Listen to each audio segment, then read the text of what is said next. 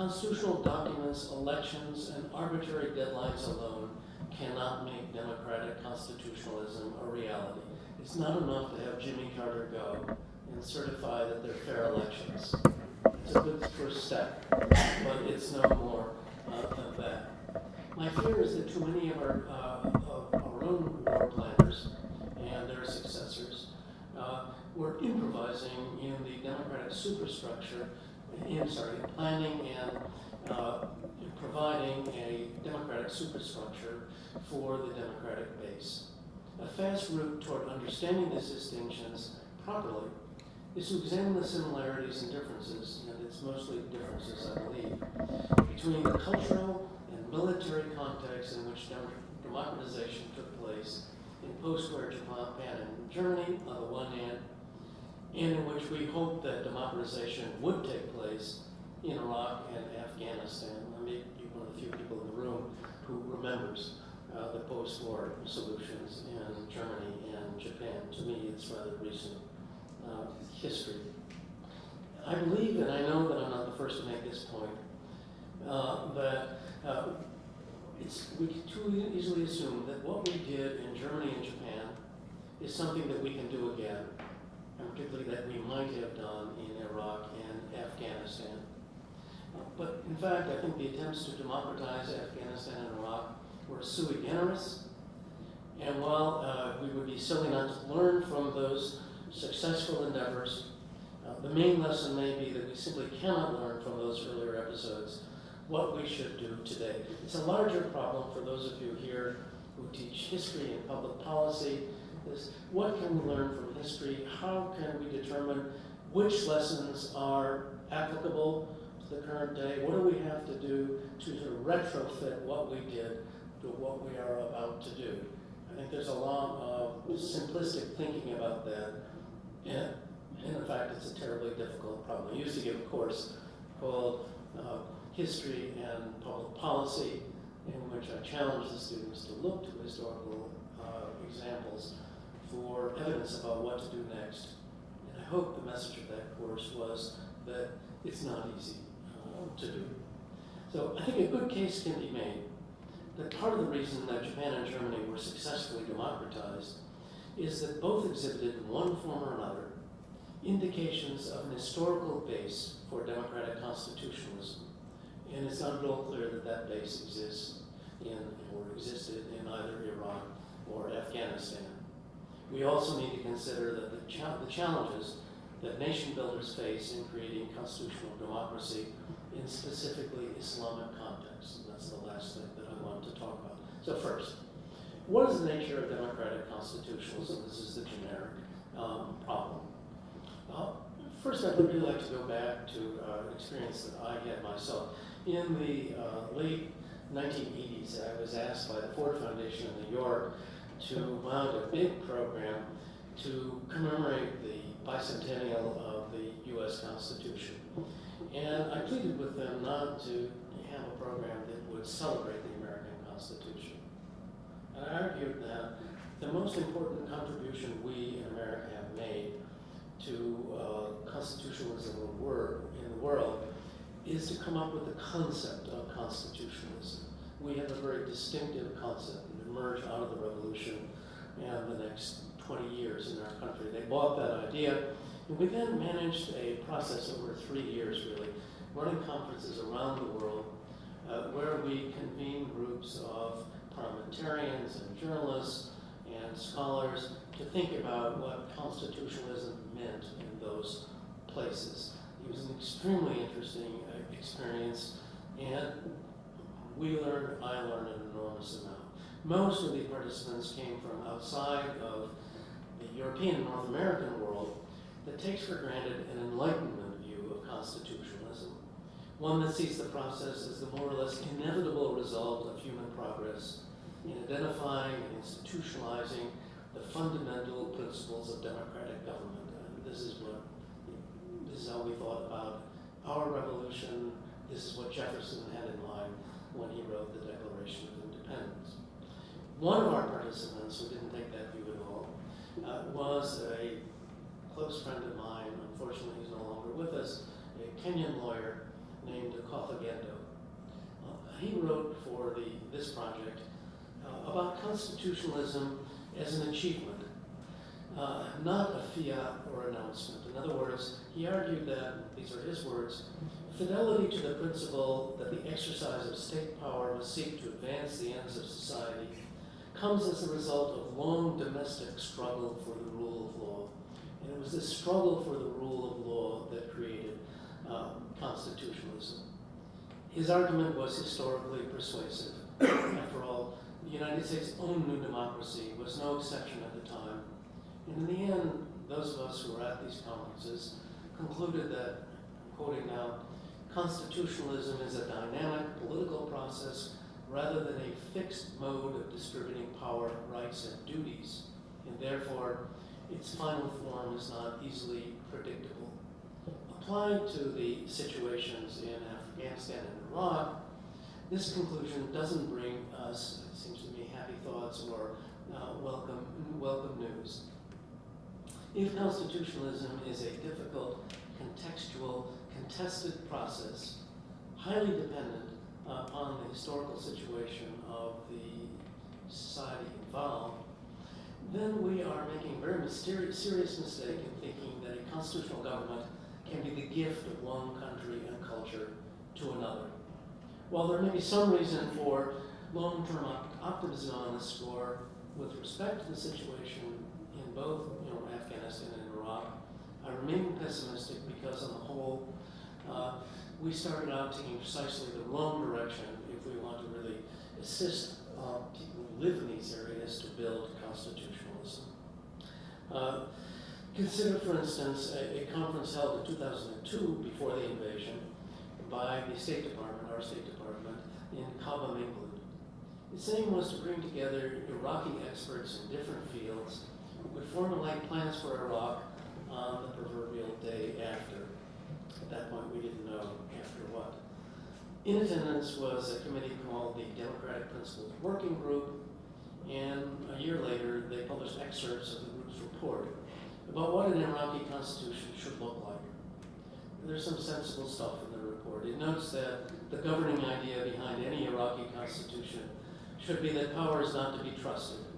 It needs always to be checked, and that the sources and symbols of authority, which are often spelled out in constitutional documents, are less important than these checks and balances on the exercise of power. Such concerns seem well-founded to me, but then I'm a constitutionalist trained at the Harvard Law School, and that's what they teach in American law schools.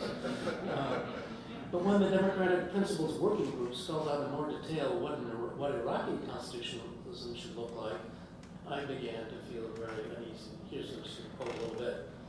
A new Iraqi constitution must rest on the concept of the separation of powers among the legislative, the judiciary, and the executive, and it must set forth the relations of these three powers in practical ways. To deter abuse, the guardian of the Constitution must not be the executive or legislative branch of the state. The only guardian of the Constitution is the Supreme Court, consisting of a Chief Justice and other judges. This court stands at the apex of a single judicial system for the whole country and is the final court of appeal in the land on all constitutional questions. Well, this is, of course, the American system that they're describing.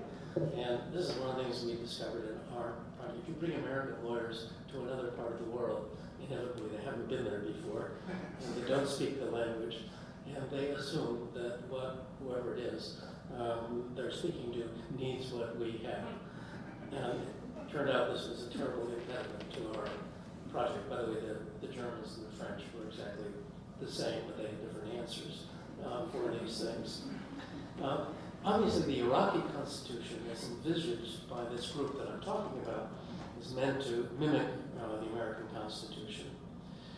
And this is not to say that separation of powers might not have been appropriate for Iraq, or that a Bill of Rights would be a bad thing, nor that the judiciary should not reign supreme over constitutional issues. But the assumption that all constitutions are modeled on our own or on Western constitutions, and that the writing of constitutions in states emerging from authoritarianism is sufficient to assure progress toward democracy seems to me absurd. We have been here before, and in recent years, years. Anyone who was involved, as I was, in writing in constitutions for post-communist states in the very late 1980s and early 1990s went through exactly this process again. Teams of American lawyers went and told them what they needed was a presidential form of government, not parliamentary government. They needed a written constitution, a written Bill of Rights, a Supreme Court judicial review. You can go down the whole list. And of course, those were institutions that didn't have any historical roots in those countries, by and large didn't have any meaning in those countries, which is not to say that constitutional ideas didn't have any roots or meaning, and that's the issue here. New constitutions, whatever their character, may constitute no more than false symbols of progress toward institutionalizing democracy. My late colleague Walter Murphy at Princeton termed this state of affairs Constitutionalism. It's a word you probably never heard before. I never did until I read an article he wrote. Constitutionalism means a merely formal adherence to constitutional textualism. Constitutionalism is frequently the false flag of constitutionalism, all too recognizable in the recent past from the practice that I mentioned of communist countries whose constitutions were formally beautiful documents that were unenforceable and had no meaningful relationship to the limitation of government authority over individuals. I have a painful memory of that because I was in China during Tiananmen in 1989. I spent 8 days sleeping on the floor of the airport in Shanghai, trying to get out. I didn't have anything to read. I discovered there was one book in English for sale in the airport. It was the Chinese Constitution of 1950. Over 8 days, I read that about 45 times. Pretty much committed it to memory. It is a gorgeous document. It guarantees many rights we don't have and all of the rights that we do have. And of course, here I was at this point, lived testament to a massacre, and it was quite clear that these rights were not effective in that country. That's the kind of thing that I'm talking about. So this 2002 conference that I referred to seemed to me to illustrate the problem we had in approaching these countries now emerging from authoritarianism and possibly aspiring to democracy. As one scholar put it, before the invasion, officials in the Bush administration envisioned the new Iraqi constitution as a state-of-the-art document written largely by experts and bestowed on the country after a long period of occupation. And of course, as it's turned out, it didn't work that way at all. And I don't think it's surprising that it should not have worked that way. I have more on all this. I think I'm not going to talk more about that at the moment. But it was a terrible problem for us at the time because we knew that we had somehow to assist these people in securing their futures, in thinking ahead about how to establish a democracy and how to ideally make that a constitutional democracy. But what do you do with people who have no history of the kind that we have? And under the tremendous pressure, the chaos, the poverty, the violence that existed and still exists in those countries. So this was the dilemma.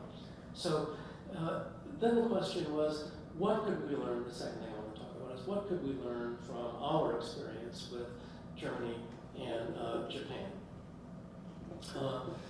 So the planners of the invasions and of the aftermath of the invasion were very aware. Many of them thought that Germany and Japan provided an adequate model. And you can see why. It's really terribly dramatic, again, for students here, for younger people.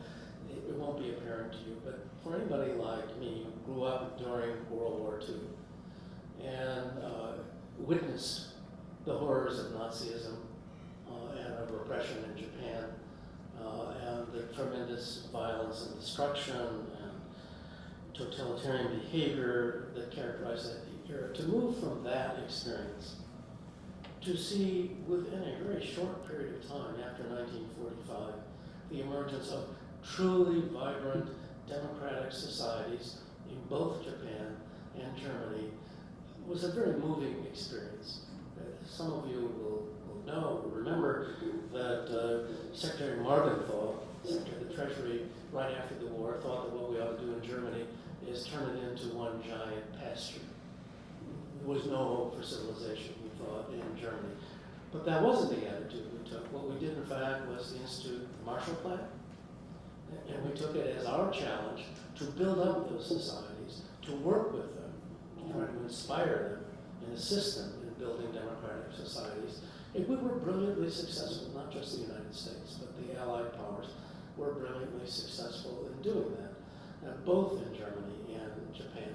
And by the way, on the Japanese side, there's a wonderful book by a historian named John Dower, D-O-W-E-R, who is this American historian of Japan, book that won the National Book Award, I think, perhaps 10 years ago, called Embracing Defeat. And what it's a big book, but it's a wonderful book about why it was that the Japanese people so embraced defeat. Why was it that people in Japan, having been treated very badly in many ways during the war by us, should have aspired to build a society much like ours? And in their case, you may or may not know this, the Japanese Constitution, still a constitution that governs Japan, was written by General MacArthur's staff. It's the only example that I know of in history of a constitution written by a conquering power that has worked, that has lasted. I can't think of a single other example. The Germans, of course, wrote their own. So this was what people had in mind. It had worked so well in Germany and Japan, why not in these newly conquered countries? And it's pretty clear that this is what President Bush had in mind. He made a trip to the UK in November 2003, and at that point he described developments in Iraq in glowing terms. He says a new Iraqi police force protects the people instead of bullying them. More than 150 Iraqi newspapers are now in circulation. Schools are open with textbooks free of propaganda. Hospitals are functioning and are well supplied. Iraq is a new currency. The 1st Battalion of a new army, representative local governments, and a governing council with an aggressive timetable for national sovereignty. Went on to say this is substantial progress. And he had in mind, in thinking of this, that it might go the way it had gone in Germany and Japan, and that's what he went on to say. That's what he had in mind. So if we give these words their strictest, most literal interpretation, there's some truth to them. There may not have been 150 newspapers in Japan or Germany 6 months after the surrender, excuse me, and the new Japanese and German army battalions have certainly not been formed for good and obvious reasons, but the spirit of Bush's claim seems to be disingenuous, or else it is evidence of a severe misapprehension of the historical record. As John Dower, whom I just referred to, remarked about this speech, it represents a murky use of history. What is happening, he said, in Iraq, this is 2004, it represents a stunning and fundamental contrast to what took place in occupied Japan and Germany after a half-century ago, and not a positive one. If President Bush, he said, intended to imply that the democratization projects in Afghanistan and Iraq were likely to follow the course of those in Japan and Germany, and if he intended those efforts to serve as models, he has been proven wrong and is a very poor historian. That's Dower's words. First of all, the economic and political reconstructions of Germany and Japan took place after a war fought by genuine international coalition. There really was an axis of evil then, and the victory of the Allies was generally acknowledged to be a victory of good over bad, democracy over dictatorship.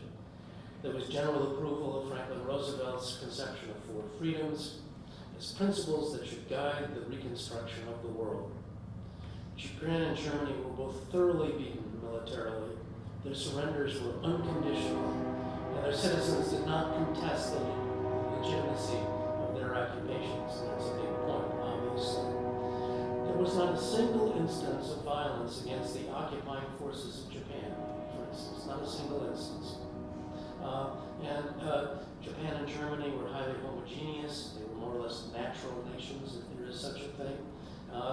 Weimar Germany had developed a quite sophisticated sophisticated constitutional democratic political system after World War I. Even Japan, before the takeover by the militants in the 1930s, and had a long, sophisticated, successful constitutional regime under the Meiji Restoration. So there was a lot there to build on. Were Iraq and Afghanistan as nations anything like Germany and Japan? Was the situation in which the United States found itself in those countries in any way comparable? I don't see how a sensible person, a knowledgeable person, could think so. To begin with, although the United States claimed to lead a coalition, not everyone was convinced that the coalition of the willing, so-called, was real. It was dominated by the United States.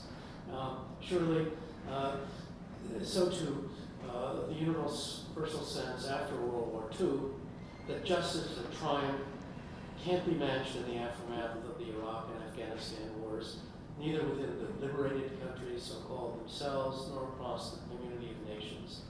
In both these countries, the perception of the United States as an aggressor nation acting unjustly was present from the start and has grown steadily since that time.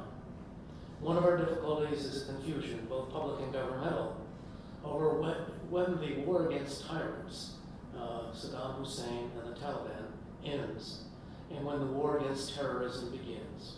We were talking about that this afternoon. In the mid-1940s, hostilities reached a definitive end, and democratic reconstruction was clearly a logical successor phase. But the wars in Iraq and Afghanistan have not even now fully ended. And there is no clear distinction between the project against terrorism and the project to build democracy. And I think that's a significant difference. On top of this difficulty, the facts on the ground are that Afghanistan and Iraq are both riven and fractured nations, cobbled together multi-ethnic post-colonial inventions. Afghanistan has almost no history or tradition of representative or consultative institutions or civil society. The Loya Jirga is not a representative assembly. So it seems to me that even a cursory comparison of Iraq and Afghanistan with Japan and Germany suggests that it's utterly misleading to mention the two in the same breath. And the other point, I go into some detail, I'm not going to trouble you with this now, is that the occupations were very different. We had massive occupations of Germany and Japan. They were very different. For instance, I can find my part here, I'm not sure I can. I don't find, but the number of American troops to indigenous citizens in Germany and Japan was multiples by 20 of what we had in Iraq and Afghanistan. And one of the reasons we were so successful was we made that sort of investment in treasury and manpower. What we tried, and we can talk about this later, what we tried to replace that with in the other two countries didn't prove fully successful. So that's point two. Point three, I'll be very quick on this, but I'd like to discuss it more later, is what difference does it make that we were dealing with Islamic nations? This is something that in American history we don't have haven't had a lot of experience with. It clearly shaped our experience. The fundamental question, and it's one that's been asked many times, is how does Islam relate to democracy? The obvious answer to that question is not necessarily. It could have a relationship, but not necessarily. And part of the problem is the remarkable diversity within Islam itself and across nations with majority Islamic populations. The constitutional political situation, for instance, in Indonesia or Malaysia, is very different from that in the Islamic nations of the Maghreb or sub-Saharan Africa. Islamic Central Asia is equally diverse, and South Asia is a particularly contested part of the Muslim world. The Arab world, of course, is something else again, and these words were originally written long before the Arab Spring. I want to finish up by coming to that, and commented, Iran is a case unto itself. Well, if that was true 5 years ago, it's certainly true now. There is also significant diversity within Muslim nations. Islam has become, in effect, multi-hierarchical, with numerous religious authorities commanding the allegiances of portions of the population. Very few of these regions boast Islamic countries with more than nominal experience of democracy. Consider the experiences of Indonesia, Malaysia, Pakistan, Bangladesh, or Algeria. Turkey, which of course has the longest and strongest democratic tradition of them all, based upon what was until recently an adamant, undemocratic, and militant commitment to secularism, is now increasingly challenged by political Islam. And those words are truer now than when I originally wrote them. So insofar as any of these countries is technically a democracy, the state of affairs is one of, by and large, of constitutionalism, not of constitutionalism. Now, I'm not saying that, because I don't believe, that Islam is incompatible with democracy, nothing like it. Many Muslim intellectuals believe in the prospect of Islamic democracy. There's been a tremendous amount of thoughtful writing on that subject. I've been particularly impressed by an Iranian Shiite named Abdul Karim Saroush, who spent some time at my university a few years ago. He's an eminent philosopher, and a few years ago at Georgetown University, he argued that in an Islamic milieu, there is no contradiction whatsoever between having a democratic rule and basing it on religious duties. Since there is no separation of church and state, as it were, since Islam enjoins no particular form of governance, the Prophet didn't specify that. The specifics of governance are left in the hands of the people. The Prophet has left no rulings about whether a society should be led by a president, prime minister, or other type of leader, for example. It is for us, he says, to decide. And he goes on to say that Islam must come to terms with Western values if it's to create an indigenous democratic environment. He says, quote, in a democracy, we need a new epistemological grounding today to calmly and reasonably engage with modern ideas. We need to embrace these new democratic ideas rather than reject them as foreign to Islam. We can appropriate them. They are not the exclusive property of the West, and make them our own. I'm not saying that we should uncritically accept Western ideas either. All ideas must be carefully examined in light of our tradition. But he recognizes that the job won't be easy, quote. Though there are democratic values in Islam, and though there is no conflict between democracy and Islam on a procedural level, the theoretical basis of democracy is problematic. Values of democracy and its criteria are extra-religious values, which many Shiite theologians reject. This makes it very difficult to explore the topic. Due to its secular value system, democracy cannot be reconciled with Islam without first, this I would emphasize, unearthing sources for democratic values within Islam itself, his words. Otherwise, the task is futile, as without this grounding, democracy will never be acceptable to the Islamic religious mind. And I'm not going to say more about that. I've got the long part of the talk, which goes on to speculate about all of that. But it constitutes, obviously, a hugely important challenge for thinking and action in these countries. And now, of course, we see it in a different light. This is a unique moment in Western history, after all, because we are now almost 2 years after the Arab Spring. And I couldn't have imagined the Arab Spring when I wrote these words 5 years ago. What to think about that? Now, I think it's even more difficult to know what to think about that on the 12th of September 2012. We've all heard the news today. We've all seen what happened in Libya yesterday. Well, Libya was one of the most progressive countries in the Arab Spring. What does this represent? If you happen to see, as I did in the airport in Atlanta coming here today, Secretary of State Clinton speaking out, she was at pains to say, this is a bunch of extremists, I don't know if she used the word terrorists, but extremists and violent people They don't represent the Libyan people. They don't represent the government of Libya. In other words, and she went on really to stress that the United States retained full confidence in the democratic government of Libya. It didn't see this as necessarily a setback for democracy, but it's a terrible moment. And it certainly gives us all pause and makes us wonder.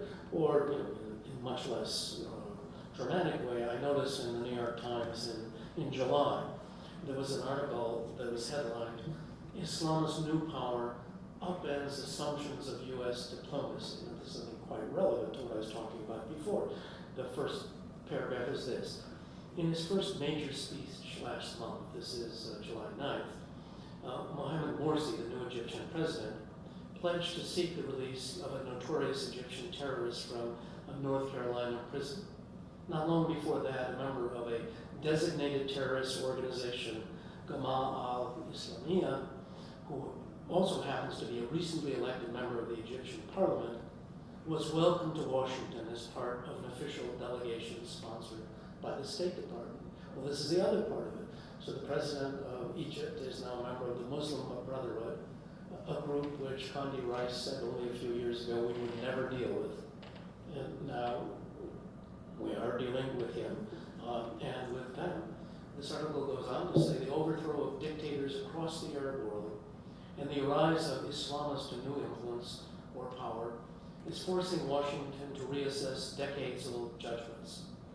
The most important is in Egypt, where Mr. Morsi, representing the region's most powerful Islamist movement, the Muslim Brotherhood, won a close election. And then he goes on to discuss Tunisia. In Tunisia, a once banned Islamist party, and Ennahda won a plurality of seats. And then he goes on to say last Saturday, in voting, Libya appeared to buck the trend with a coalition led by moderate political scientists, which edged out to Islamist parties. And then he goes on to say, in a sign of political potency of religion, the leader of the winning coalition, Mahmoud Jibril, went out of his way to reject the secular label for his national forces and reached out to Islamists. There are no extremists, he said, this is Libya. Well, there are. So what to make of all this? I don't know. And I'd be very interested in hearing what you have to say about it. But speaking just from the point of view of a constitutional lawyer and a constitutional historian and somebody who studies comparative constitutionalism, I think it's really both fascinating and troubling to imagine what happens next to all of this. All of us, I think, all thoughtful Americans, everyone who is committed to democratic constitutionalism has to feel very good, very encouraged by the Arab Spring. But it is obviously not going to be as easy as we might have thought at the beginning of the Arab Spring. I mean, take Egypt. It's been up and down, hasn't it? There was a lot of optimism. Initially, it looked as though the army was going to emerge as the winner of the struggle. Then there was the election and Morsi was elected. And then it looked as though the army would prevent Morsi from taking power, or taking effective power. Morsi seems to have faced them down. And at least for the moment, I would say things are looking up. But what does this mean about constitutionalism in Egypt? We don't know. And we certainly don't know in the other countries in which there have been new governments. So it's great, it's good, clearly that the dictators are gone. It's great that the security apparatus in most of these places has been disbanded. But the situation is very problematic. And then, by the way, to extend all this, and I'll stop there, is true in many other parts of the world, too. I mean, the two countries in which I worked most intensively in the 1990s were Vietnam and China. But what do we think about Vietnam and China? Those are countries now, I guess, putting it in Soviet terms, those are countries in which there is perestroika and no glasnost. That is, there is market reform and no democracy. There isn't a lot of dissent, by the way, in either of those countries. People don't seem to be so unhappy that democracy is losing. At my university, in fact, next week we're having a visit from the sculptor Ai Weiwei, you may have read about. We have his sculptures mounted in the plaza in front of my office right now. Well, that is, if they let him out, he will come in and talk to us next week. And it's a dramatic example. We were talking about freedom of speech this afternoon in Ron Brecky's class. He's an example that there is an aspiration to freedom of expression, freedom of speech in China. On the other hand, he's under house arrest and under indictment for tax evasion. I don't know where it's going for him. I certainly don't know where it's going for other people. I had a student last year who wrote his senior thesis on social media in China. There is something that's the moral equivalent of Twitter, which is called Weibo in China. It's hugely successful and important. What happened when it got off hand last spring? The government turned it off. And there's nothing anybody could do about that. Well, these are the kinds of problems that exist around the world today. And I guess my conclusion in all of this, and this is my message for Constitution Day, is that we should be very grateful for what we have. Our constitutionalism is a remarkable thing, and we have had great successes. But my own judgment would be, as I said in class this afternoon, that we still have a great many problems in this country, and if we do, most other people in the world do, and particularly in the newer democracies of the world. Is there a role for constitution? Is the rule of law? Is limitation on state? That's what constitutionalism is about, is limitation, specific limitation on state power. Is that really possible in most countries in the world right now? I don't know. I hope so. I look forward to greater successes. I hope the Arab Spring will prove to be expanding and successful. It's very hard to know, I would say, right now. The final thing I would say is I was an opponent of the war in Iraq in 2003. I still think it was a mistake. And I'd ask you to think, I've been thinking a lot about what have we done? What did we create? What did we help to create? What did we help to create in Iraq? Is the president of Iraq a figure who stands for democracy? Is the Constitution, they do with the Constitution, is the Constitution they have now one that is viable? Is it producing democracy? Is it a country in which Sunni and Shia and Turkmen and Kurds can live successfully together? Can they agree on how to split the proceeds from the oil wealth that they have right now? All of those things, I think, are open questions. They've just now sentenced the vice president to death, apparently because he's a Sunni. Is that the act of a constitutional power? I don't think so. But I guess they're moving in that direction. What are the prospects for the completion or fulfillment of democracy there? And in Afghanistan, at what level is corruption bound to bring down any government that aspires to democracy? It's a hard enough problem even in a country like ours. In a country like Afghanistan, it's likely, I think, to swallow up everything. So I leave you with those questions. They're good questions to ask now, and I would urge you, I think it's good on Constitution Day to ask people to think about constitutionalism around the world, because it's the big question for billions of people around the world right now. And what, if anything, we, who have the world's longest tradition of constitutionalism, can do to assist others in their quest is a very big and I think a very difficult question. Thank you very much.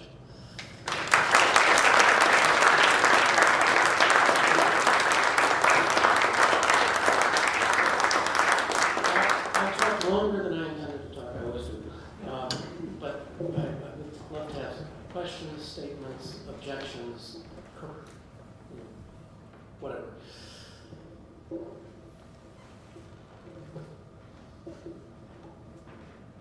Student student has to ask the first question. I met 14 students this afternoon. One of you has to have a question. I know who you are, too. Be brave. No pressure.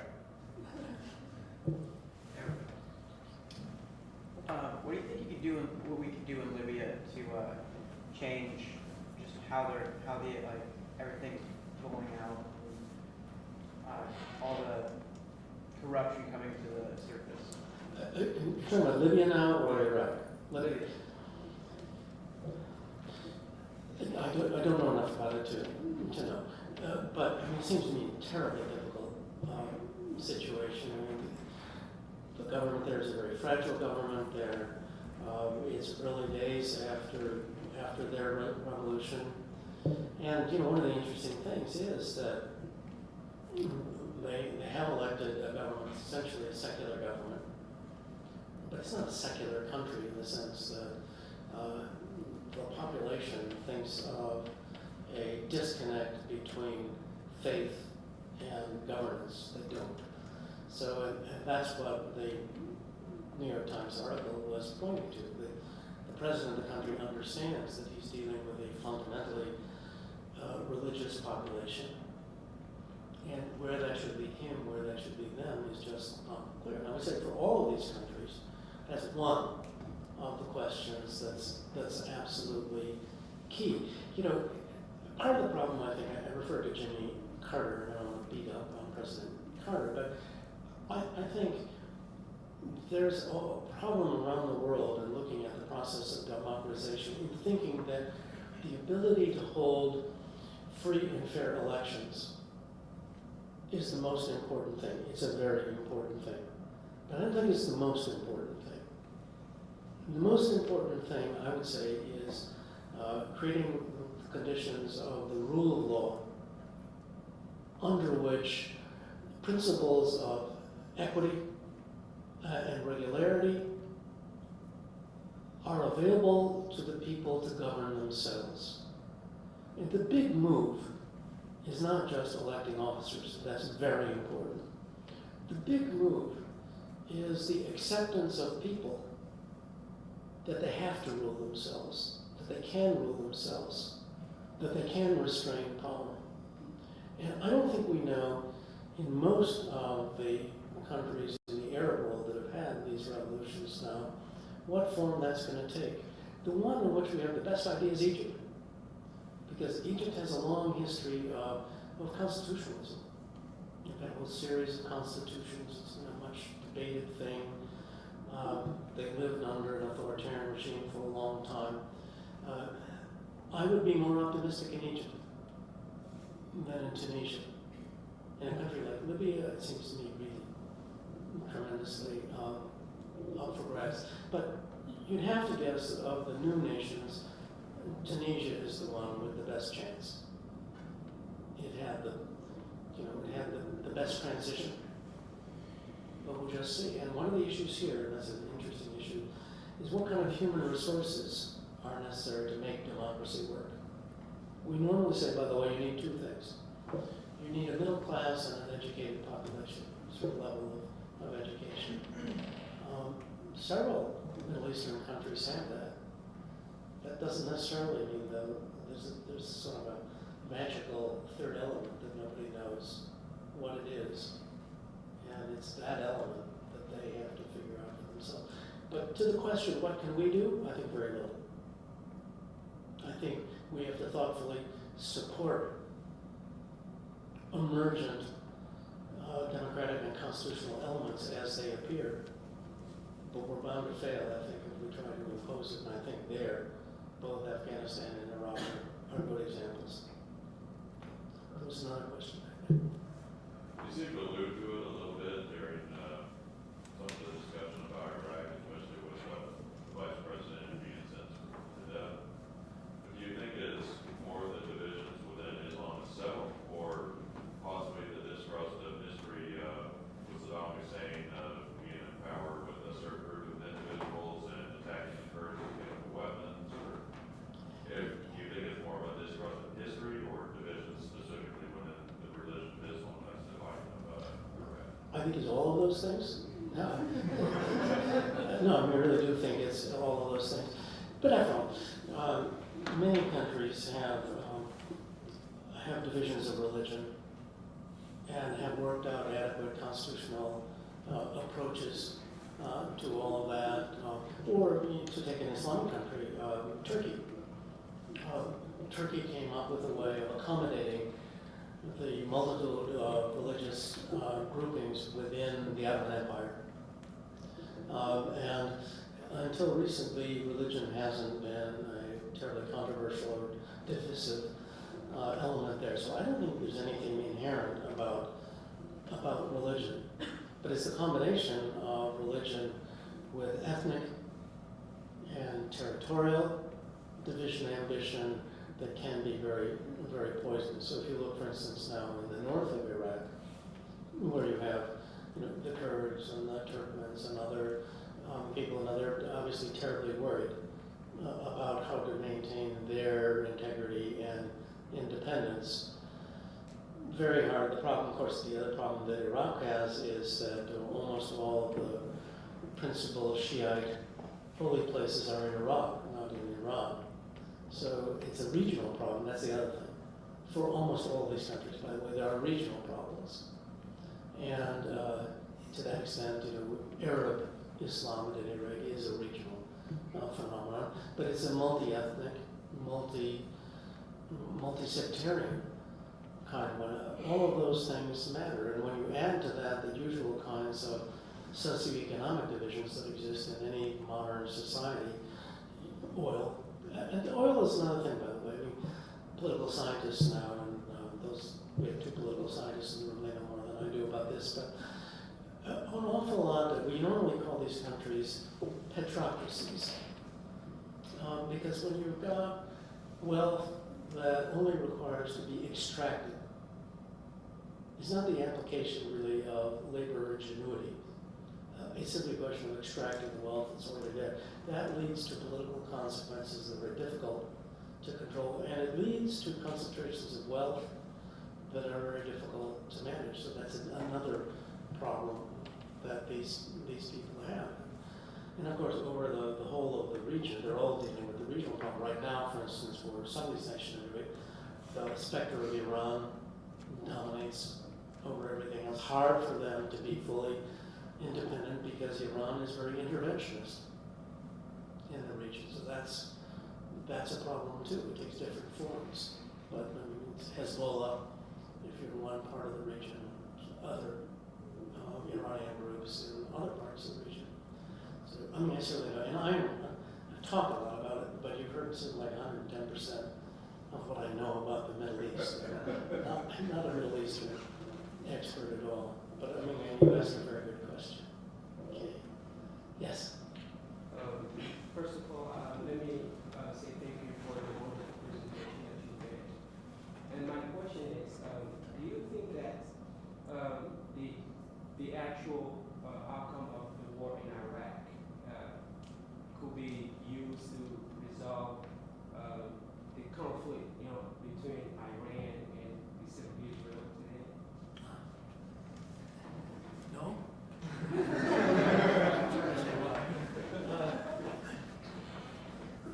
Well, okay, that's the big question. It seems to me in Iraq, you have a situation now where, following on the conditions under Sunni dominance under Saddam Hussein, now the Shia are dominant, although not necessarily as numerous. I don't remember the numbers anymore. And then you've got these other religious and ethnic groups. And Iran is right there. There's tremendous amount of pilgrimages from Iran into Iraq. And some of the violence we see is frequently that is Shiite pilgrims coming to Najaf and places like that from Iran. So they can't be fully independent of what's going on in the region as a whole. And my own take on it, frankly, is that there's a sense in which, particularly right now, Israel is a distraction from other problems it's really not a central problem. Once you get beyond the Jordan, Palestine, Egypt, where it's a very active, everyday kind of conflict, I don't see why I don't think it is that kind of conflict when you get as far east as we're talking about now. And on the other hand, it's possible for people both in the region but also outside the region to turn it into that kind of problem. Right now, of course, for us, I think Israel seems determined to draw the United States into the controversy, and if Prime Minister Netanyahu has his way, our administration will be more aggressive in that region.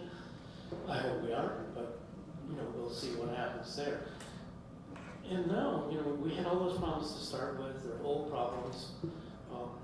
We and the other Quartet nations seem to have given up on addressing the Palestinian-Israeli problem for the moment. And that's partly because nobody knows what to do with it. And indeed, it's not what you asked, but to me the tragic thing is assuming that we can maintain peace in the region. I don't think it's obvious we can. What happens to democracy in Israel? Israel is a very peculiar democracy because on the one hand claims it is a democracy in the traditional Western sense. On the other hand, it declares that it's a Jewish state. Well, can you do both of those things at the same time? And they're in a situation now where if there's a single state solution, in some reasonable period of time, 50 years, there will be an Arab majority in Israel, among the citizens of Israel. So there will be more Arab Israelis than Jewish Israelis. Is that a feasible situation? Hard to imagine, but maybe it is. At least conceptually, it's very difficult to think about. And I think, frankly, that's one of the things the Iran controversy is all about. It's a state that realizes it's under pressure on the one hand from a newly secular element with the Russians who moved there in the 80s and 90s, and on the other hand from a Jewish element, the ultra-religious, the ultra-Orthodox, who are simply multiplying much faster than any other Jewish group. And then you've got the fastest growing group is the Arab Israelis, who meanwhile the secular socialist Jews who built the state of Israel are an increasingly small minority. That's a recipe for a disaster, I think. And that's relevant to what's going on in all these other countries. So I think it's a really hard one. Yeah. First off, very, very good presentation. I think it was one of the best speeches that I've ever heard. My question to you is, do you think that the rebels in Syria have a plan as in forming a constitution for their government if the Assad regime falls? Well, clearly I don't know. And I don't think anybody knows. And it's hard to believe they do. Because after all, you're talking about a violent revolution now, when it's really early days, in a terribly violent revolution, violent on both sides. And as far as I can tell, just reading about it, which is certainly all I know, I think it's a fight for survival on both sides now.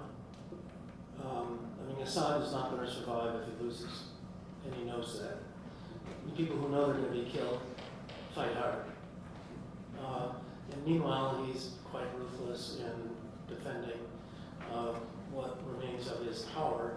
We've seen this in many parts of the world in modern history. And it's an ugly situation. I don't think anybody can think beyond the next battle, the next couple of battles. And it seems to me very problematic. And again, look where Syria is located geographically, wedged in between Lebanon, Iran, next to Iraq.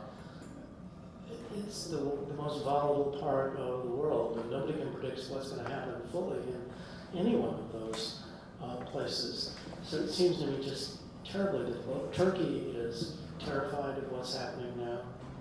Turkey's a very stable place, and yet their influx of Syrian refugees threatens to destabilize at least the border with Syria. Lebanon, God knows, is fragile. Jordan is fragile. So the stakes now in what happens in Syria, and again, if you think back to Libya and Tunisia, the dilemma for the United States is that those were places where it looked like we could intervene and make a difference, and we did intervene to some extent and make a difference. Now there's pressure on Secretary Clinton and on the President to intervene in Syria. But what form would that take? You can't put the 7th Fleet offshore. All this is happening inland. You couldn't do it without killing massive numbers of people. Although the idea of enclaves, other things that have been suggested, I think there are no good solutions. And it's hard to know what to hope. What I hope for is that Assad falls. But what would happen after that, I think is extremely hard to predict.